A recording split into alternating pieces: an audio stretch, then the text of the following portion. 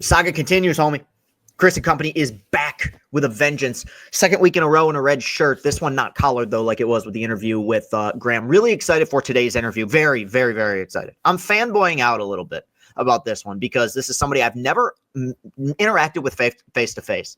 Been following him on Twitter for at least a decade, going back to his days at MLive. Always admired what he does. Nick Baumgardner of The Athletic will join us today. A lot to discuss regarding Michigan football, a lot to discuss regarding Lions stuff. Obviously, never a dull moment in regards to football in the state of Michigan. So this is very exciting. I think people will enjoy this. Nick, always about as well-spoken and as good as they get in terms of writers, sports writers in the state of Michigan. So can't wait for that. But before we go any further, just want to say, if you're watching this clean-shaven face on YouTube, hit that like button, hit that subscribe button, make sure to hit that bell. That way you're notified every time I upload a video.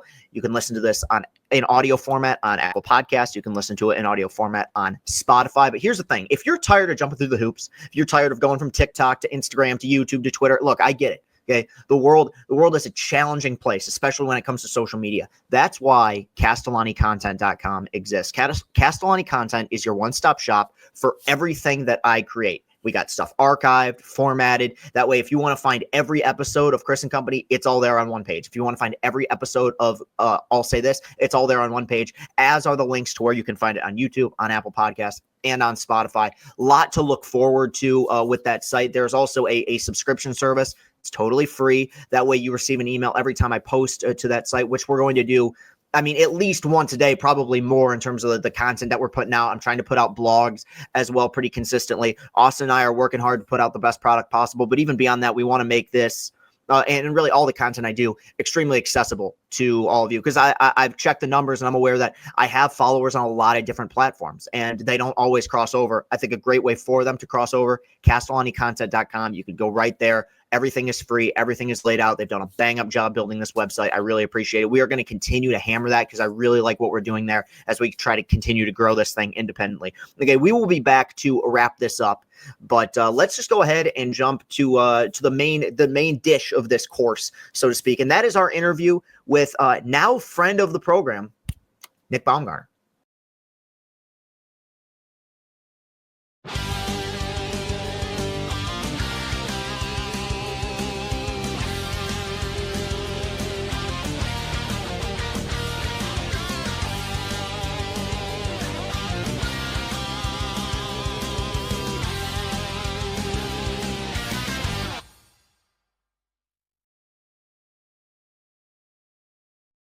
Nick Baumgardner joining the show today. Nick, appreciate you doing this. How you doing, man?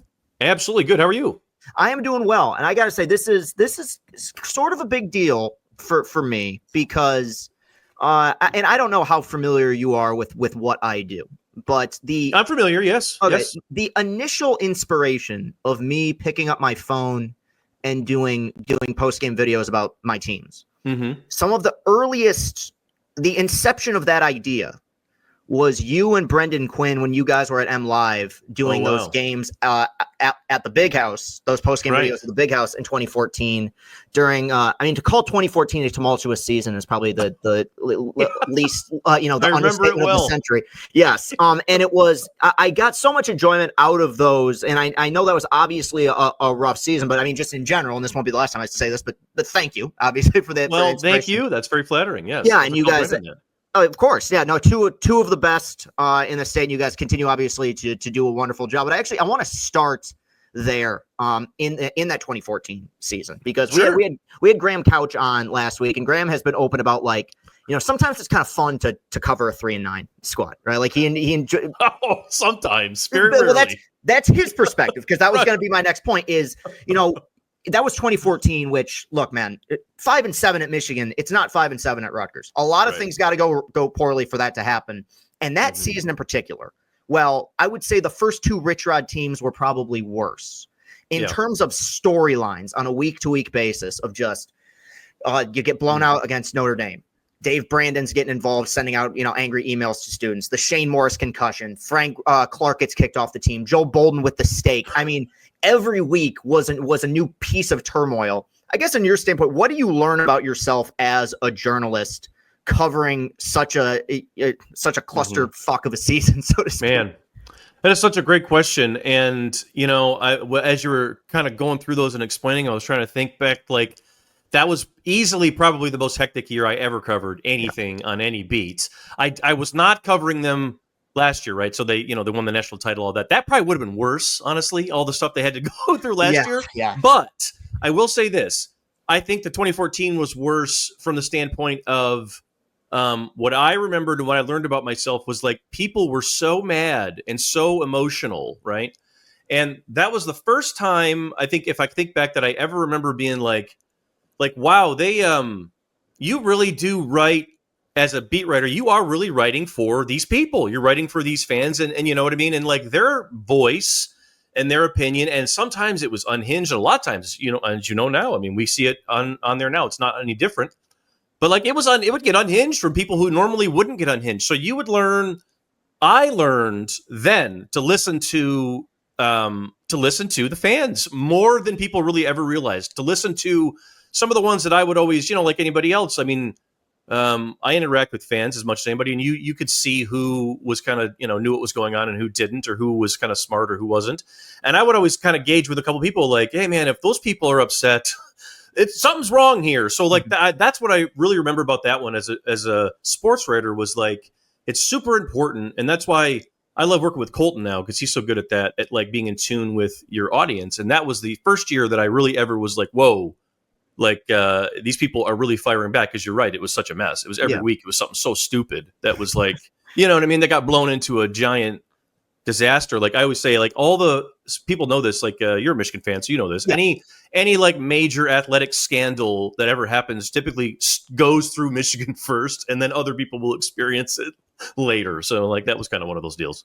Yeah, no, I think in times of tremendous tumult, especially, the fans turn to sports writers, because it's like, and you brought up last season, it was interesting because I remember having a conversation with some of my friends in media. Last season was a breeze to cover until about week 8, and then all of a sudden it got hectic with all the science doing stuff. So yeah, no, I mean it was, and that was 2014. That's one of those seasons where I barely remember the games themselves. More so, that season was defined by the off the field stuff. I mean, the Minnesota game was one of as forgettable a Big Ten game as you're going to get. That led off Sports Center with the Shane Morris concussion. Yeah. That would be a trivia question. Ask somebody what happened in that game. Other than that, they probably wouldn't know.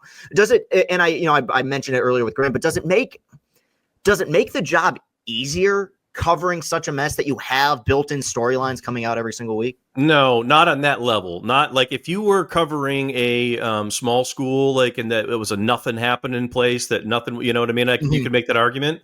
But because like that was my first job ever, was I covered Western Kentucky back when Western Kentucky sucked. They're good now, back then they sucked. So like if crazy stuff was happening back then, I'd be like, oh, I mean, it sucks, but like at least I got something to do, you know what I mean? But in that case, no, like on that level, I'm glad you mentioned the ESPN. Like, yeah, they were doing SportsCenter live from like the midweek, availabilities and stuff, which never happened at any other places. That crazy stuff was going on all over the place, and no, it wasn't. It was so much harder. That Shane Morris week was one of the worst weeks I've probably ever had in terms of like hectic stuff, because it was just coming all over the place. Like it was coming from every angle. It was like senators were like chiming in. And it was one of the first times like a concussion thing had hit a college, rank. So it was just like one of those deals where, like I said, Michigan goes through it first. And in that case, no, a bad team. Another thing to remember is like when you're covering a bad team, the players are miserable and the coaches are miserable.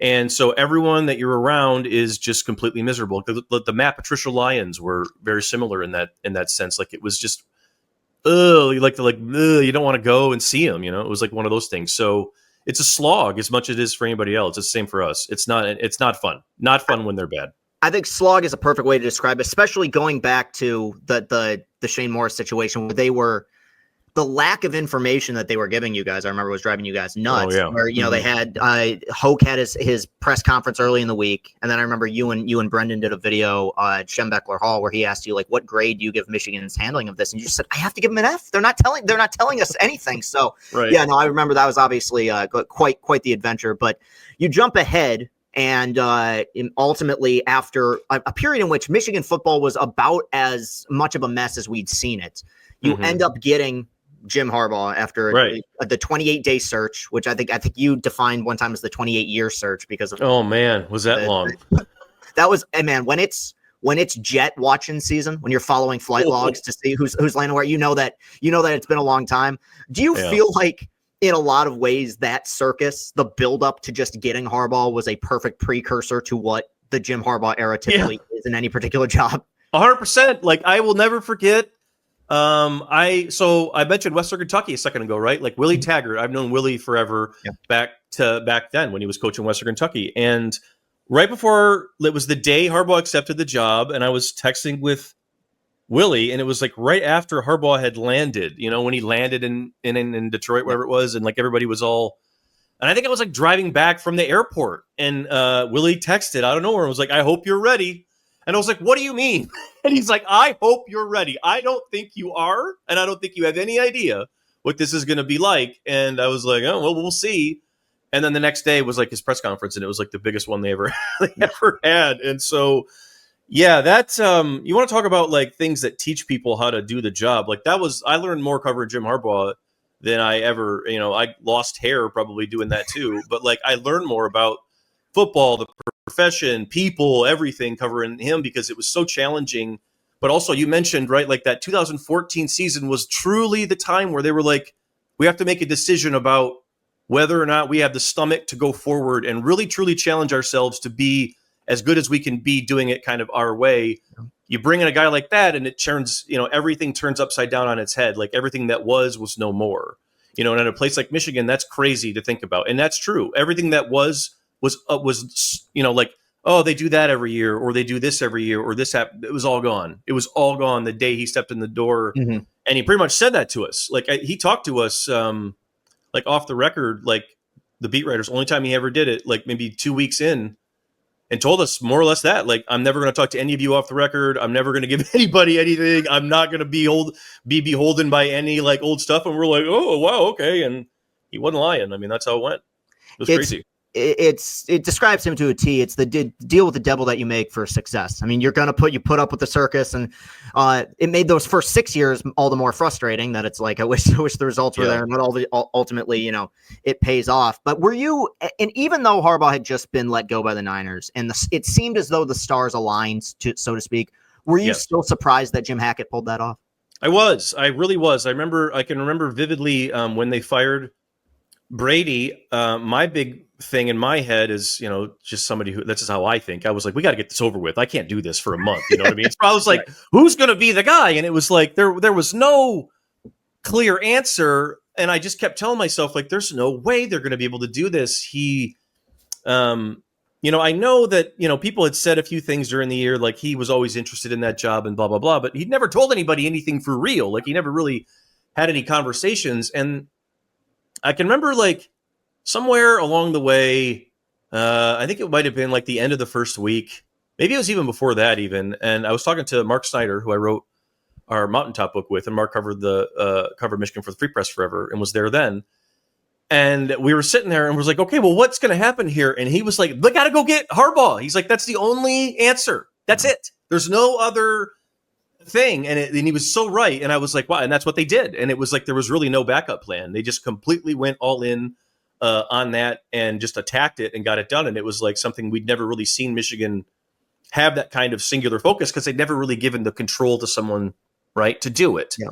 And that was kind of random. You said stars aligning. I mean, my goodness, can you imagine any other athletic director? I mean, I had my qualms about Jim Hackett, but he was the perfect person to make that hire too at the time. You couldn't have found anybody better. I know, as an interim AD, I mean, all time, clutch, coming in clutch moment for him. Yeah, no, it was because that was right around the holidays too. So it was everywhere at the point. It was a national story. And it ultimately ended up working out, ended up falling into their lap. But it was one of those things that even when Rich Rod was fired, it was whispers about, what he might do. And it seemed at the time like he was hell bent on the NFL, which he was. And I mean, I would still maintain, I would imagine there would have been NFL jobs open for him after 2014. And immediately once he gets to Michigan, the hype train regarding what his next destination could be popped up. I mean, they were beating BYU in week 3, and there were rumors about, I think, the Colts firing Chuck Pagano. Yeah. That's how quickly things change. When he got to Michigan, did you think it was going to be his last job? No chance. I didn't know how long, but I did think he would be there longer than 3 years or whatever. Like people were like, Yeah. he doesn't stay anywhere for more than 3 years. I absolutely thought, I would always tell people like, when it's done, it'll be done. And that's exactly what happened, right? Like who knows how long it'll take, but it was one of those things where when it's done, it'll be done. They'll either be sick of him and fire him, or he'll just be done with it and he'll have done all he can do and sort of, move on. I mean, like the relationship with Harbaugh and Michigan has always been fascinating. It's interesting. You mentioned the year Rich Rod got hired and people were obviously like, well, they were desperate at that time, more desperate than they'd ever really been at that point. But I think if you can go back even further, the thing people don't talk about as much, when Rich got hired, Jim wanted the job then.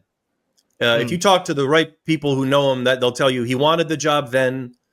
And they, being the greater Michigan at Bill Martin, whoever it was like, no, you haven't. And at that time, he'd only been either San Diego's head coach for like a hot second, or maybe Stanford's head coach for 1 year. Yeah. And he wanted the job then and was like, and he resented anybody that didn't support him. And it was one of those things. And it was always complicated, right? It was always one of these. And so I always knew that would happen. I always knew that somewhere along the way, cycle would work its way through, and Jim, just being Jim, he'd have to move on and go somewhere else, which is exactly what happened.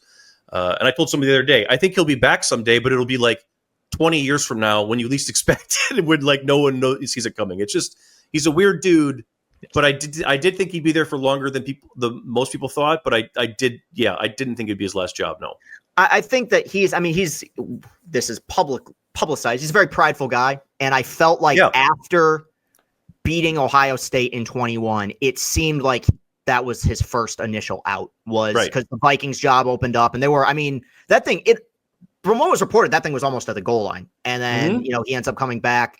Nothing really accumulates after 22. And then obviously after last season, it was kind of too perfect of a situation for him not to leave. I got to go back to the Rich Rod era here real quick and at hiring. And I don't know if it might've been before you were on the beat there, but I hear conflicting reports about this. How close was Michigan to hiring Greg Schiano in 08? I don't know how close they were, but I do know that he was very sizably recommended. We'll say that. Like he had people behind him that I would say he probably had more people behind him than Rich did. And I think that he really, I don't know. I think they bungled that whole thing. I think, the AD, like Martin and them, like did not, as was the case like with the Rick Pitino thing, if people remember all that, that story from forever and ever, the playing squash. I don't think it was that bad, but I don't think they did that as well. I think they overplayed their hand or something maybe. And then Schiano really did turn them down, which was like, and you talk to Schiano now, he's a weird guy, right? And I mean, everybody feels their own way about Schiano, but I think he said something not that long ago where he was like, I regret that I ever left Rutgers. I should have never left. This is my place. And he's right. It was his place. I don't know how that would have worked, but that's always interesting to think about. And you can talk to old Michigan people, and they'll remember that. They're like, a lot of people wanted Greg Schiano, son of a bitch, And it was like, for several years, it was almost like this predetermined thing that Les Miles was just going to go from LSU to Michigan. And then when he said no, and they had to pivot, and to me, it seemed like they panicked because they were just sure of that. I think that was the first time, in a weird way, that as a university or as a program, they became like aware of their own mortality. Like, yes, that's very true. People can say no here. And obviously so much has changed, but in a post 2006 world at that point, Greg Schiano was like the up and coming, he was top. You want it Piscataway, and you're right. Like, he should never coach any other team. He's perfect. No, they should build him a statue. Right. Rutgers is perfect for him. One last question about the Harbaugh era though. And it's just, obviously with what's happened and the sign stealing stuff, it opens the door for so many varying opinions, which I understand. But it just, in your mind, what was the biggest change from year 6 to year 7 that ultimately led to them having a 3-year run that was unprecedented, not just for Michigan, but for the Big Ten? 40-3 was, we might never see that. Yes. No, we won't, I don't think, especially in today's world of how this thing's going to work out. The biggest change, full stop, was Jim Harbaugh decided somewhere after COVID that he needed to, for the first time in his life, ask someone for help, which was his brother, which then turned into other people around him.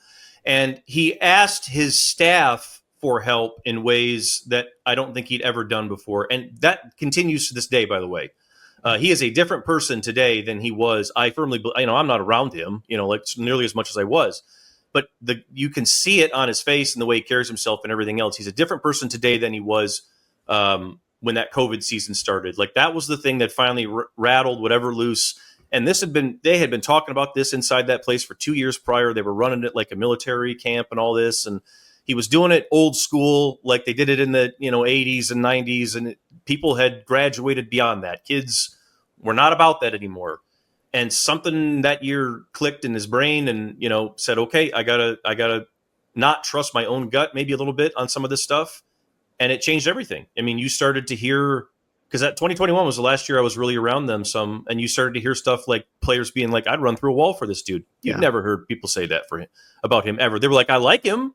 He's a great guy. Like, he's funny and, he's a great coach. He's smart and, knows everything about all this stuff, but like, not like that. So him opening himself up to help and other people around him for the first time, I feel like, being vulnerable, right? Which isn't always the easiest thing to do, but like, his brother helped him an awful lot, but I think there was more people that they don't talk about much, inside the staff. Like he leaned on people inside the staff more than he really ever has. And Sharon, he's struggling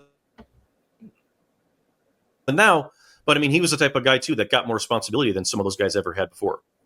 Yeah, I mean that's a much more eloquent way of how I would put it, which is to me it was as simple as the coordinator hires and the staff changes. I mean, it was a complete 180 overhaul, getting younger. And then not only that, but like you also lose Mike McDonald after 21, and you end up basically upgrading by going out and getting a mentor. I mean, that's hard to do when you're talking about a guy who's now a head coach in the NFL. So I think he started hitting home runs with the coordinator hires. And it was one of those things I didn't believe it till I saw it, but it really seemed like schematically in 21 was finally where they had the formula down of how to I felt like in the Don Brown years, there was this very prideful, we're going to line up man-to-man against you. We're going to blitz.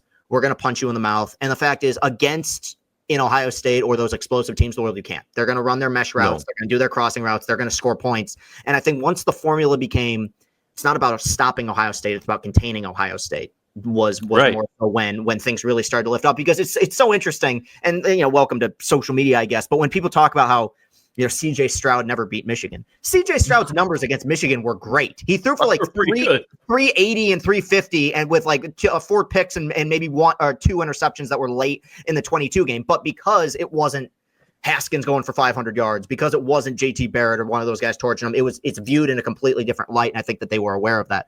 Holding them to field goals in the red zone was obviously huge as well. Moving ahead now with where Sharon Moore is at. Very quickly, how things can change here within the program. I guess I've really tried to just judge this team not as the defending national champions, because in a lot of ways you're setting yourself up for criticism because there's nowhere to go except for down after perfection, right? But even just viewing them as through their own lens as a team in year one under a new coaching regime, I do still think there's a lot of concerns and a lot of issues that have come up that we probably didn't expect to see. What's your concern level at right now with where Sharon Moore's at in year one? Yeah, I think it would be pretty higher than I thought it would be. Just because I don't think that he's been able to establish what he wants them to be beyond, we're just going to keep going with what we were doing. And it's like, you can't do that. Like it's, I think Sharon Moore's a really good football coach. I think he's a really good recruiter. All those things, smart guy. But he's got he's running into the same problem I feel like right now as an outside observer, as we saw like when, not to bring up Belichick again, but like when like Josh McDaniels left Belichick and tried to be Belichick Jr. In Denver, I think it was. And it just, and anywhere else he's ever gone, and it blew up in his face.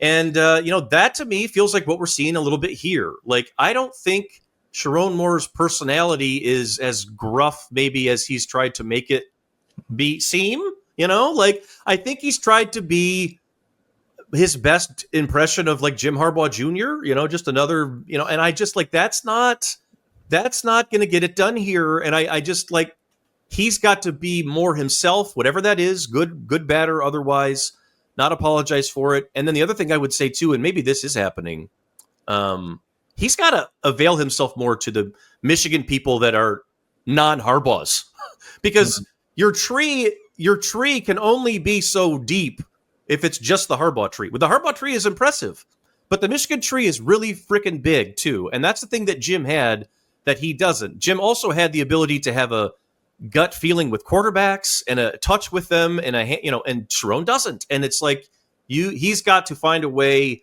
this offseason, I think, critically, to really figure out, what do I want my coordinators to be? What do I want my offense to be? What do I want my quarterback coach to be? What do I want my defensive coordinator? And if he wants Wake Martindale to still be his defensive coordinator, fine. But the rest of the staff needs to have, different people on it, probably younger people who've been in college longer. Wink shouldn't be able to just pick whoever he wants. You're not the head coach of the defense. You're not the head coach of anything, like that kind of thing. You're here to serve Sharon. So I feel like Michigan, has done a pretty poor job of helping him in that essence, or whatever you want to say. And he hasn't done much of it himself, which you can't really blame a guy in a whirlwind situation like that. But I don't know what else people really expected when we really boil it down, right? Like, that's kind of what I say. Like, I think we all really expected them to kind of be blah, right?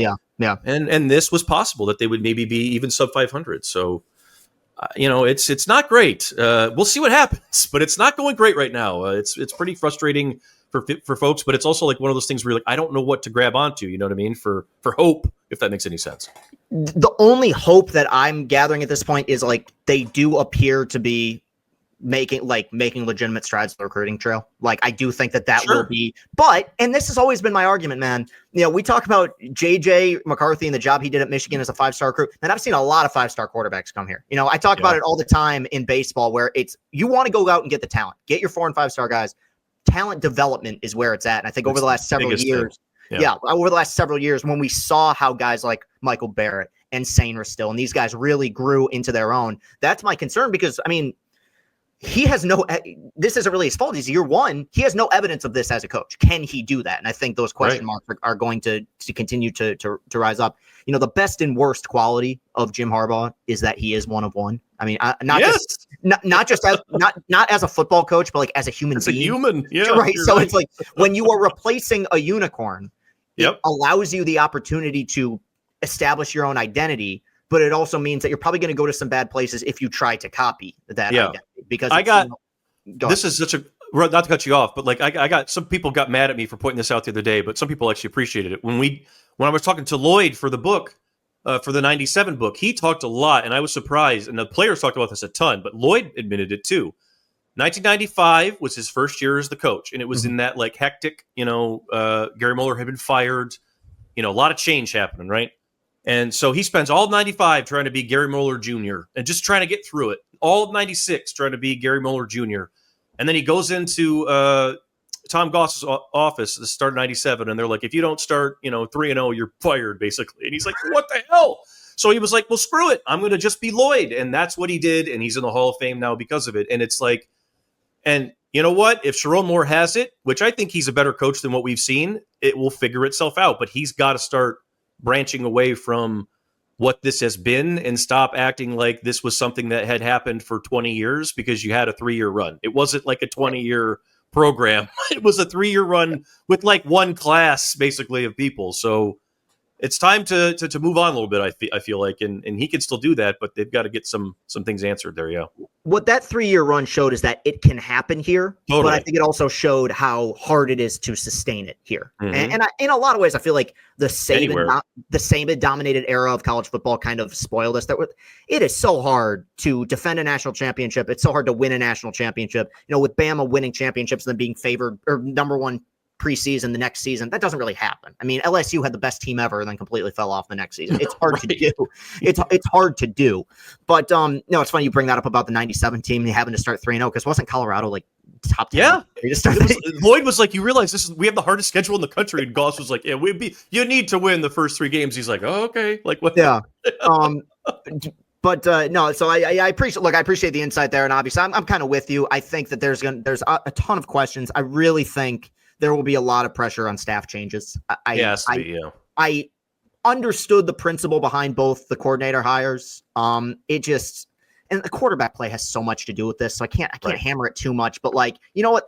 At the end of the day, everyone knew this was going to be the quarterback situation. They knew you were stuck with one of these three guys, and they've tried to at points establish an identity as a run team like they did against USC. That hasn't worked over the last several weeks. Khalil Mullings has been MIA for some reason over the last few games, so it's got kind of I know I went nuts about that on my other show. That's a weird one. Yeah. Well, yeah, though they asked him at halftime of the Indiana game, where's Mullings? And he said, we're trying to ride the hot hand about a team that had 13 yards on 11 carries in the first half of a oh boy. game. So, yeah, no, not the best quote, but let's move on to a team that is in much better standing, which I feel like I rarely ever said this about the Detroit Lions, but we are talking about the story of the NFL, the 8-1 Detroit Lions right now. I'm going to start with kind of an open-ended question that I'm pretty sure you've been asking yourself over the last 36 hours.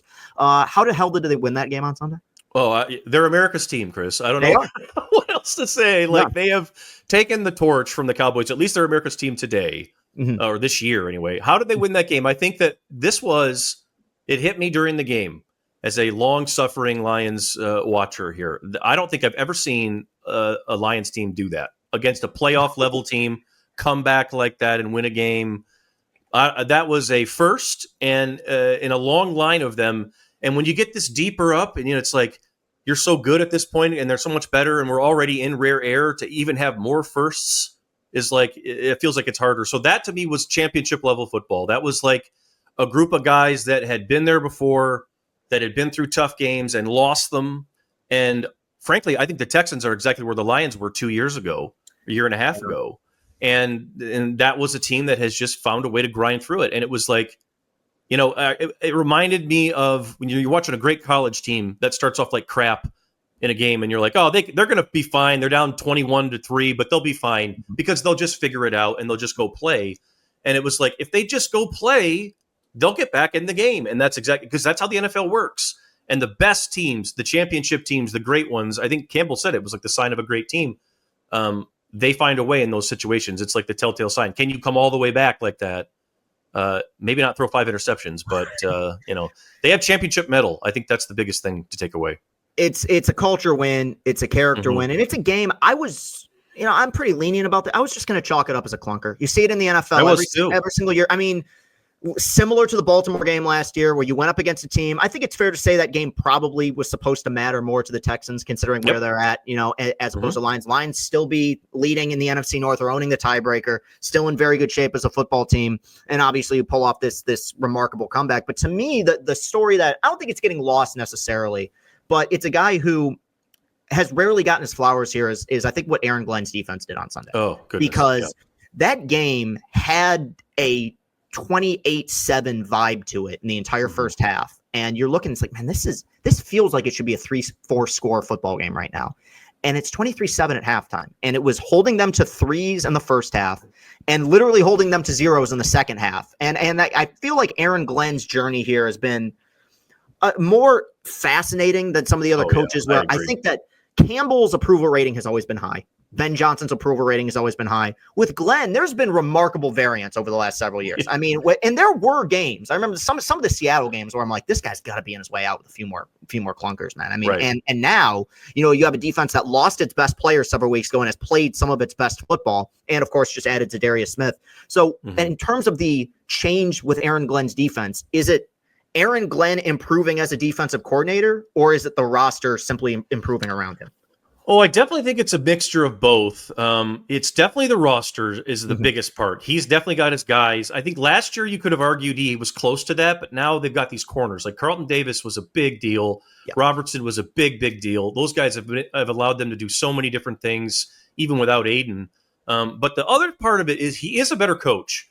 And he hasn't changed his philosophy, so to speak. Like he's always been an aggressive guy.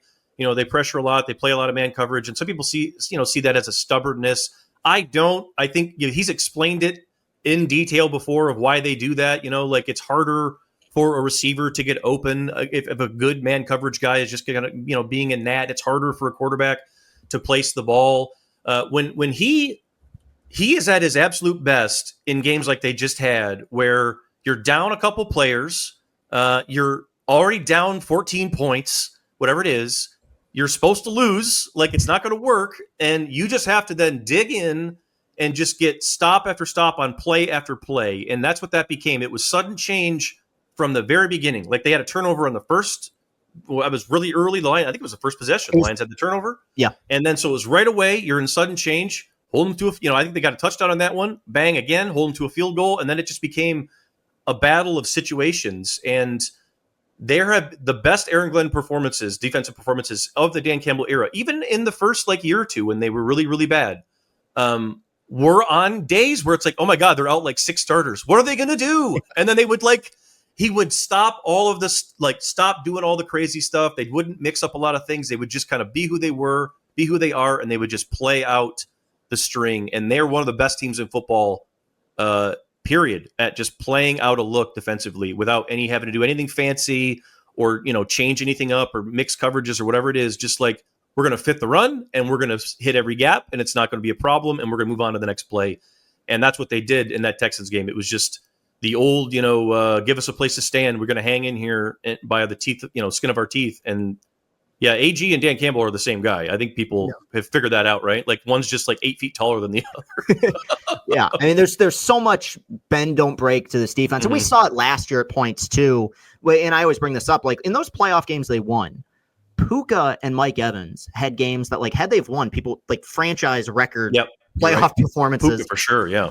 Puka definitely, they couldn't stop him, and yet when it mattered, field goals in the red zone, and it's ultimately what ended up winning them those games. Now the defense I think has improved a lot, and that's kind of the next thing I want to go off on is I think that they have found a dynamic combo at the safety position with Branch and Kirby Joseph, who are having, individually tremendous season. It's breakout years. These are two guys who were quite good a year ago. Obviously, Branch is a rookie, who have emerged into stars. Does it change, I guess, Aaron Glenn's schematics to a certain extent, knowing that he's probably gained greater trust in what these guys can do on the football field? Yeah, absolutely. I think it has actually allowed them to do more mixing and different stuff, but it's allowed them to play with the fronts, play with what they do in the box. And Branch has really been the key. Kirby, this has been Kirby's best year. Kirby's still having some of the hiccups here and there. And, it's hit or miss sometimes, but he mostly has been an outstanding, probably a Pro Bowl level player. Branch has been an all-pro level player, maybe even a defensive MVP type guy. I don't think he's going to get there because he missed a game. He got thrown out of the one, right? There's going to be too many of that things probably to stack up against him. But he is so valuable. And, we were talking on Twitter with some people the other day, when in that Sunday night game, Brian Branch was a top 15 player in that class, in that draft class. And he got drafted number 47, whatever it was, 45. And it was simply about, I think some people argued he ran too slow. And it wasn't that. It was he played safety. And people didn't want GMs worry about what am I going to do with this guy? Because all he can do is play safety, 40 yards off the ball. Well, no. He can play hybrid linebacker. He can play slot corner. He can play outside corner. He can play both safety. You know what I mean? It's this is insane. This is insane value. This is the best draft pick that Holmes has made, him and St. Brown. Yeah. But Brian Branch has elevated himself into basically a Hutchinson level almost. I feel he's on that way of a Hutchinson Sewell level player where I feel he's an all pro, or Amon-Ra too. I'd put him in there too. And that's where it feels like he's headed because it's just been an outstanding season. Run, pass, whatever. He's done everything they've asked. Yeah, I know it's safeties and not cornerbacks, but it reminds me a bit of the dynamic that Michigan had last year with Will Johnson and Mikey Sainristil, where Mikey he had the flash, he had the picks, he had the pick sixes, but they complemented each other because Will Johnson shut down an entire side of the field. That's Whereas right. I feel obviously you have Kirby currently leading the league in interceptions, but a huge part of that is you don't want to throw Branch's way. And there's the versatility that he brings, like you said, as kind of that viper position, playing safety. He's been remarkable. Of course, Lions add Zadarius Smith, who's now going to be their pass rusher. Good pickup for Brad Holmes. I pretty much agreed with your assessment, which is I understand at this point people wanting the home run, people wanting the going out and getting the Max Crosby's of the world. And look, I wouldn't say no to it, but at the same time, I do think where this team is at, that you want to make sure that you can maintain sustainability, which I think they can continue to do. The Zadarius Smith trade made total sense to me on both sides. But I guess as far as you're concerned, do you feel like he Do you feel like that's enough to make the pass rush legitimate, or do you still have concerns about that element of their defense? I think it's enough to improve it a lot. I think he's had a really good year, and I think there's a lot left in the tank, at least for one more year here. Like I watched his last 3 or 4 games there right when the trade was made, and it has not been just picking up scraps opposite Myles Garrett. You know what I mean? Like he's been moving inside and stunting and doing all kinds of, and he's playing his butt off. So I think that he's enough to help them against the run and to help them sometimes on third down when they really need it. I don't know if he's going to be enough like long haul, because if anybody else gets hurt, suddenly it becomes this like, okay, here we go again. And, the thing of it is I think Za'Darius is really going to help them a lot against the run. When he's not in there, I think you're going to be able to sense it. Like teams are going to be able to run the ball a little bit better against them. And they have since Aiden's been out. Like I always tell people, like my favorite trait about Aiden Hutchinson all the way back to the very beginning is he is one of the best run edges you'll ever see. Like he's all the way there for it. Like you don't have to tell him twice. Like, you know what I mean? You don't have to ask him to button it a little harder on the strap. Like there's just only so many guys that can do that. Smith is one of those guys. I don't know how many reps you can ask him to do it. You can't, not like Aiden, but can the rest of those guys kind of piece it together in some of those big moments if you're going to play like a Baltimore or a team like that? And that's really the only situation I would start to get maybe worried about. But I think he's enough to get them where they want to go. It's just about, can you finish once you get there? Yeah, I mean, to me, the Texans game is a great test because, like, if there was enough there to win that game, I feel like there's a lot. This team at full strength with Za'Darius Smith can probably not play their best football and still win. And that does lead me to the offense, which prior to, and I know they won last week, but prior to last week was having a historical run. I mean, just in terms of efficiency, we'll talk about Goff here in a second. But I think that when you look at this defense as improved as much as they've improved, there are still things that you can look at and maybe pick apart in terms of coverage. Like I said, the pass rush, maybe run defense. At full strength, what's the weakness of this offense? Is there one that teams are going to try to exploit for the remaining stretch of games? That's a great question. I think we saw a little bit of it last night. They the Texans. I'm sorry, Sunday night. The Texans attacked the middle, the guards specifically. They clogged up the middle of the field in ways that Tampa was able to do with Vea, and the Lions kind of avoided it and all that sort of thing, and kind of just didn't even bother with it. The Texans took it away from them. They took the inside run away in a way that I don't think we've seen any team do yet this year. And it was simply because they said, we're going to put 8 in the box. Our safeties are going to come tackle and fit these runs, and we're not going to let you, Montgomery, get the, if it's 1st and 10 and you're running, you're not getting more than 2nd and 8 out of this. It's not going to be, you're not going to live in 2nd and 6 and then just play action us to death. Like, Jared Goff is going to have to get into a 7-step drop and make a throw. Like, you know what I mean? He can do that, but you're going to have, if he's never asked to do it, he's never going to throw an incomplete pass. It's just going to be 20 of 20 every game, So that's what they did. And I feel like that's easier said than done, though, because the Texans are a very well-coached team, young team that is really, like, energetic, and they were fired up. Like you mentioned earlier, that game probably needed to mean more for the Texans. I think it did, especially early in the game. You could tell, like, they were really selling out and taking it personal to not let them run between the tackles against them. The Lions, of course, pivot, go outside later in the game, and it works. But that is one thing, against better teams maybe that you would say, those guards are a little older. I love Graham Glasgow. I think he's still a really good football player. Zeitler is hanging in there too, but they are not what Sewell and Frank and a healthy Decker are. So that is one area maybe where they're a little weaker maybe than people might think. Yeah, it's the closest thing I would say they have to a weakness, because even in the early part of the season, there was concern about wide receiver depth. Yeah. I feel like that's been. Jameson has been so good. Yeah, Jameson's been, and you know what? As a third option, I mean, for a guy who hadn't played in 2 years, Tim Patrick's been totally fine. Absolutely. I mean, that's he's been good too. Yeah, that's like the, to make a baseball analogy, that's your 4th starter who's going to give you 6 innings to start. Like, fine. We'll take it. Yeah, give us an ERA of 4.5 and we're good. And of course, you obviously have Laporta in the passing game as well. So I'm with you. I mean, I think that's probably the only concern is if you can find a way, and it's hard to do, to get to Detroit at the line of scrimmage, it creates a much different environment. Now, to the credit of Dan Campbell, like you said, they started working the edges second half, and it worked. Gibbs got going, Montgomery got going a little bit, and I wanted to talk about Jared Goff, and this is following a 5 interception game. This is probably not the right time to ask this question, but I'll ask it anyway.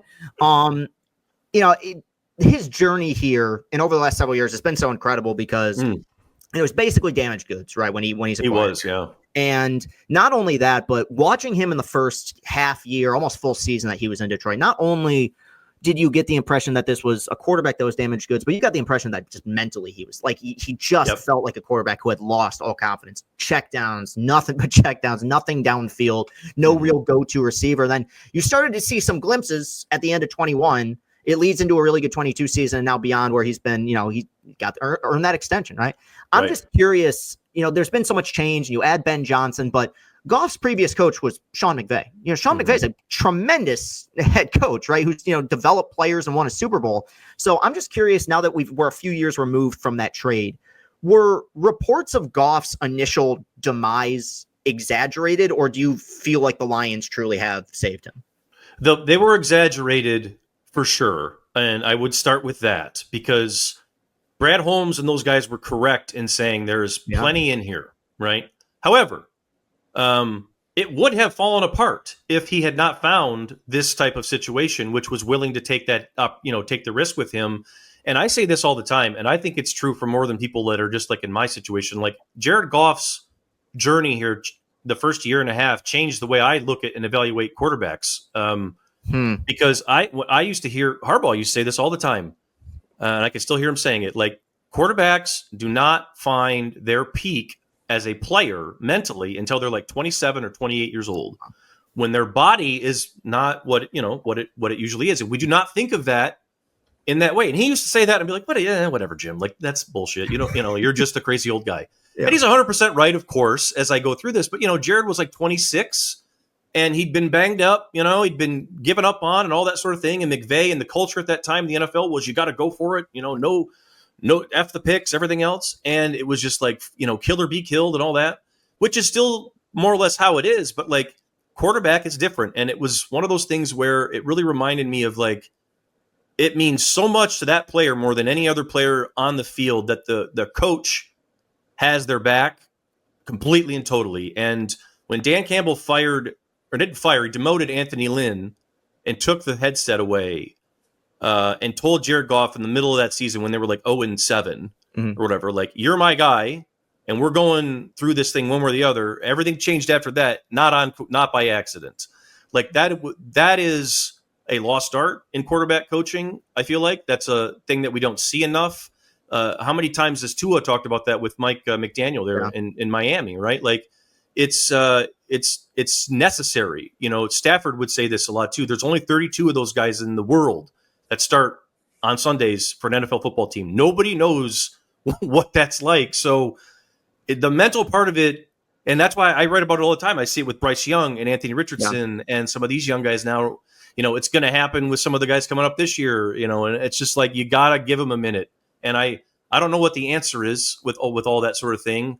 I don't know if it's, changing the rookie contracts or finding a way to find minor league football or to get better development. But like, Jared Goff's re-evolution here into a guy that he already was, it just needed to be sort of redirected. It really did. It changed the way I look at this stuff, because it's like, you can't give up on guys. Geno Smith was another one that helped right around the same time, but just a fascinating journey here. Yeah, for sure.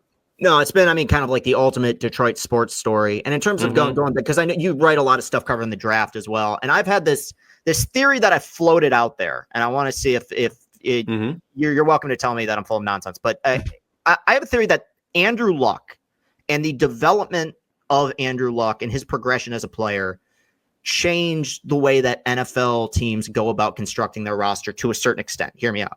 Andrew, there was this time in which it was, and this was during the age of, maybe we're kind of near the end of it, but really the heyday of Peyton Manning, Drew Brees, Ben Roethlisberger, Tom Brady, all playing at the top there. And there was this idea, get a quarterback, win games, make it to a Super Bowl. And Andrew Luck was, at least of my lifetime that I can remember, the highest, touted quarterback prospect coming into the draft. The can't-miss guy, yeah. Yes, and Luck was a wonderful quarterback, but Luck took a beating. They never gave him an offensive line. They gave him some good skill position players. There were multiple coaching changes, I believe, during his time there.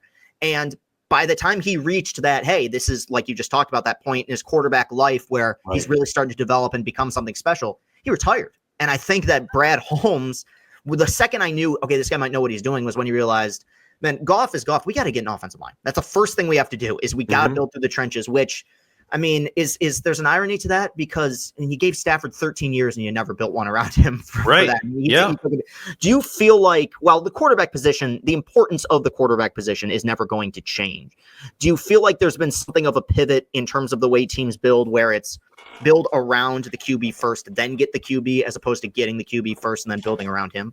Absolutely. I think the smartest teams have decided and learned that obviously the lesson that everyone said back then, in that area you're talking about, was you're not going anywhere unless you have a quarterback, which is still true today. Yes. You have to have a guy. But, in the Lions draft that first year when they took Panay instead of Justin Fields was the great example of, like, you cannot take a quarterback before you are ready for him, unless he is one of these, like, oh my God, like what? And even then, like, the Andrew Luck point is the great point, because when Andrew Luck retired, I feel like that was kind of a line of 2019. A lot changed after that. You know what I mean? A lot went out the window in terms of what are we going to do here? Like all that stuff. So, yeah, I think that the logic for a lot of non-panicky owners, and especially smart GMs, all the GMs really, it's anytime a GM makes a terrible pick like that, it's usually an owner, getting in there and making a mess of things. But for the most part, it's been the conversation. I think the Giants have been awkwardly straddling this line where they're trying to do the right thing. Like,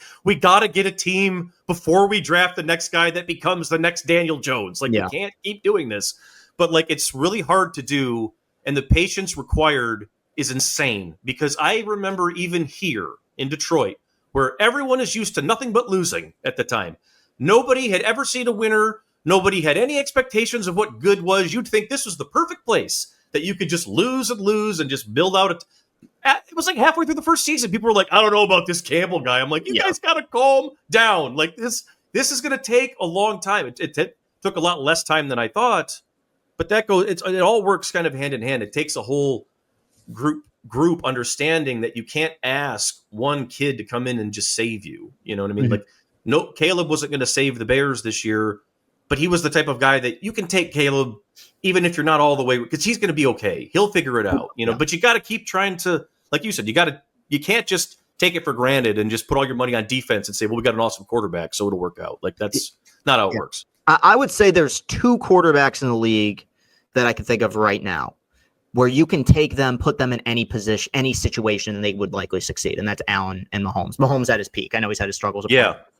But besides that, you are in many ways a product of the environment. I mean, you brought it up earlier, but to me, I desperately hope Bryce Young gets traded, because to me, there is no assessment of what we've seen from Bryce Young. He has had zero offensive line. He's had zero weapons. Now, maybe he stinks. Maybe he's not any good, but I can't evaluate that when we're talking about a guy who's been given nothing to work with. I think the fact that after 21, the weapons that they've surrounded Goff with and the offensive line has obviously changed his trajectory. And like I said, you do a lot of stuff for the draft, and I'm always curious, especially not just with quarterbacks, but just with players in general now.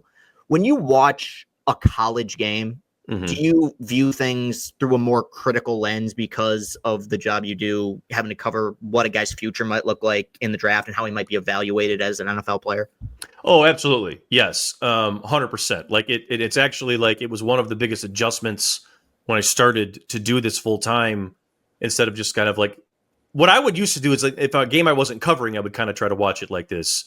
But when you're trying to do it all the time, it requires you to completely take away your emotion all the way, even more than you already did. But it also requires you to take away, like, you have to, unless you're really watching a quarterback, you almost have to remove, like, context and situation and the score, and it's all irrelevant. It's just like, did that guy accomplish what he was supposed to do on that rep? Like, a lot of times you'll see, man, that quarterback made an amazing throw and it didn't go anywhere. It was incomplete by 20 yards because the kid fell down or he dropped it or whatever the hell it was. You know what I mean? And it's like, that's the thing about college football.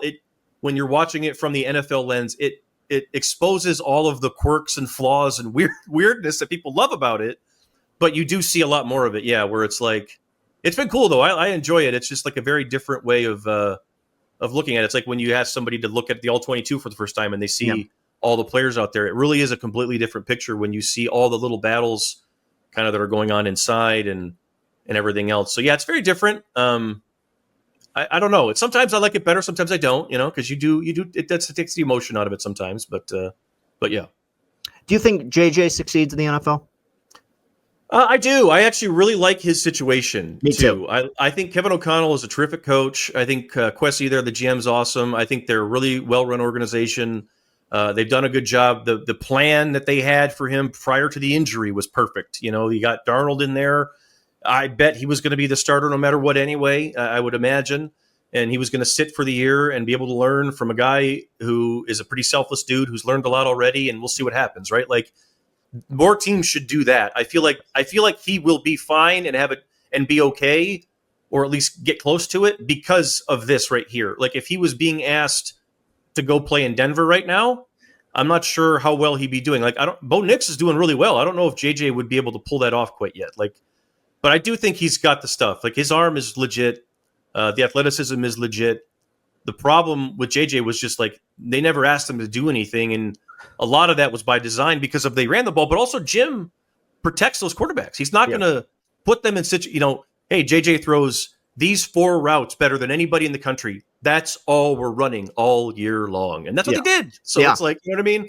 So JJ's got stuff to grow on, but he's talent-wise, he's outstanding. It's such an interesting thing because once a game he would make a throw that was like that. No other Michigan quarterback could make, but like that would be it. Like, but and it was. You bring it up about sometimes you just can't just pay attention to the stats or even the highlights. You got to pay attention to execution, and like it's been brought up. He was historically good on third down last year. Like the efficiency on the money plays, and to me that's the sign of like that's what a great quarterback at Michigan needs to be. Is like you're never going to have a quarterback at Michigan putting up Joe Burrow numbers. It's just not. It's 100%. Not the scheme. It's just not the type of offense that they run. But when it mattered, he was always money. So yeah, and I think O'Connell's a very good play caller. And you're in a situation with weapons. You have the best receiver, maybe the last decade, with Jefferson that you could throw the ball to anytime. That's kind of a luxury. Last question here, but there's so much attention that we pay to intangibles, and obviously when it comes to quarterbacks, it's arm strength, it's speed, it's height. Do you think that we pay enough attention at this point to the mental makeup of a player when coming into the draft, or do you feel like that's maybe gone to the wayside a little bit? I think that teams definitely they try. I think they try harder now more than ever before. I definitely do think that. The problem is you have different types of people running different organizations, and like sometimes an analytical person will come at it with like, we need to cover all our bases and like hire a private investigator to understand everything that this guy's ever done. And that maybe that works, for some people, but I think the people that are more successful are the ones that just like sit down with a person and really start to talk to them, and like understand who they are and that sort of thing. And I think that's become a much larger piece of the puzzle. And the teams that struggle with it aren't struggling with it because they're not trying anymore. Like they used to be, they weren't even trying. They were pretending and acting like they, the teams that are consistently missing, like the Raiders, we see that happen consistently with the Raiders. Dallas has had its troubles. I don't think it's for lack of effort. I think it's just they don't know what they're doing. I think that, they don't have the people in place that have that kind of emotional intelligence. Emotional intelligence in sports right now is worth its weight in gold. Like that's the Dan Campbell superpower. That's the thing that everybody wants to bottle. And it's like, if you have that ability to see, that, guys like a Malcolm Rodriguez, why they liked him and other people didn't, like that internal drive of a guy that's never going to let you down, no matter what his size and everything else. Like that stuff has meant so much in recent years. I think society obviously has changed too. Players are more ready to tell you how they're feeling like than they used to. I think all that's part of it too. So I think that's all wrapped into it. I actually lied. I had one more question. Sure. Because I was looking behind me is obviously a framed photo of a core. Oh, look at that. I remember that. Yes, you were a few minutes before this. You were looking at flights because they were done. That's right. With 2 minutes left. Do you ever miss covering the Michigan basketball beat? I do. I do miss covering college basketball for sure. I miss being like in those. I miss that more than I missed college football actually, because there was something about college basketball, and I still watch the tournament every year. I love the tournament. It's like one of my favorite. It's probably my favorite annual like thing that we see every year. Yeah. To be in an arena when it's really cranked up and really going, and it's only like 9, 10,000, 12,000, whatever. It's not 80,000, 90,000. It's like more intimate. Like that is different to me. And you don't get that in football, and it's not replicated at all. No one does. There is no, Assembly Hall in Bloomington or Breslin Center or, Fog Allen. That doesn't exist, in football in some ways. I miss the environments and like the sort of emotion of basketball because it's very different. College basketball, like that Trey team, I can remember those guys because they played in so many big time. They were number one that year. Yeah. So they played in so many big time environments on the road, and you would get their best shot, whoever that team was on the road. And it was like, oh my God, like this is incredible stuff. Yeah. Like I do miss that for sure. Like some of my coolest game memories covered anything were college basketball games. Absolutely. And that 13 and 14, but 13 especially, was as good as the Big Ten had ever been in terms of talent.